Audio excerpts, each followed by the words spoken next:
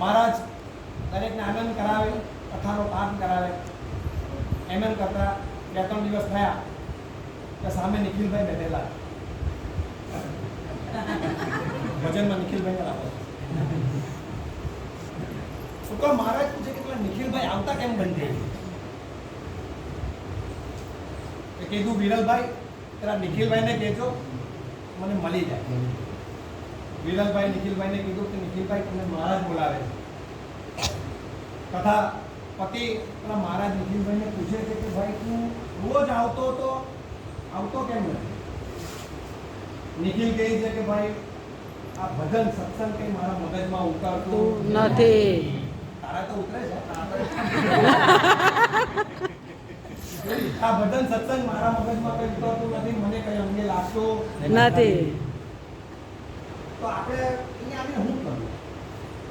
મહારાજ કે તારી વાતનો જવાબ તો હું આપીશ, પણ તારે એક કામ કરવું પડે.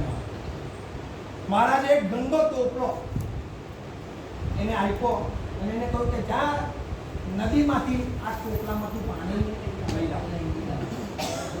અને એ કઈ ભાઈ તમે મજાક કરો છો, ટોપલામાં તો કઈ પાણી આવે? તો હું તને કહું છું કે પાણી આવશે, તું ટોપલામાં પાણી લઈ આવ. નિખિલભાઈ વિચાર કરે છે કે આ મહારાજ કઈ જાદુ ટોના દેજો લાગે, ટોપલામાં પાણી હોશે ટોપલામાં પાણી ભર્યું. મહારાજ પાસે આવતા પાણી નીકળી ગયું. મહારાજે ફરીથી પ્રયત્ન, હવે જરૂર આવશે કે આ મહારાજ છે હવે કઈ કરજો. ફરીથી એને પાણી ભર્યું, એ પાણી લઈને આવે છે, પાણી નીકળી. એમ કરતા 3-4 વાર થયું. એ નિખિલભાઈને ગુસ્સો આવ્યો. એ વળી તમે હું સમજો બધાની વચ્ચે મારો મજાક ઉડાવો છો? એક વાર હજુ તું પ્રયાસ કર, હવે તો પાણી આવશે. હવે કઈ મારા જાદુ એ વિશ્વાસથી એ ભાઈ ફરીથી ટોપલો લઈને પાણી લેવા ગયા. પાણી આવતા ટોપલામાંથી નીકળી ગયું. એને આવતા ટોપલો ફેંકી દીધો. જય શ્રી કૃષ્ણ બનીને તો નિખિલભાઈ તમારી વાર્તામાં તમારે આનંદ આવવો જોઈએ.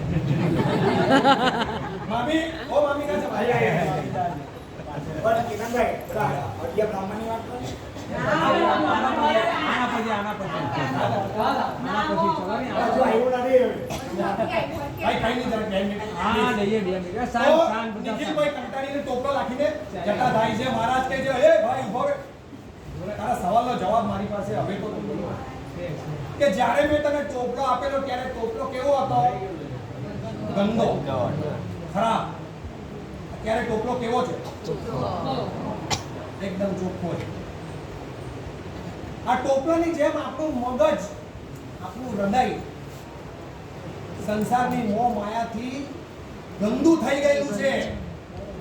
એને સાફ કરવા માટે, એને ધોવા માટે ભજન રૂપી પાણી, સત્સંગ રૂપી વાણી, એના વગર આ જીવનનો ઉદ્ધાર થવાનો નથી. આ કથાનો મેઇન સાર.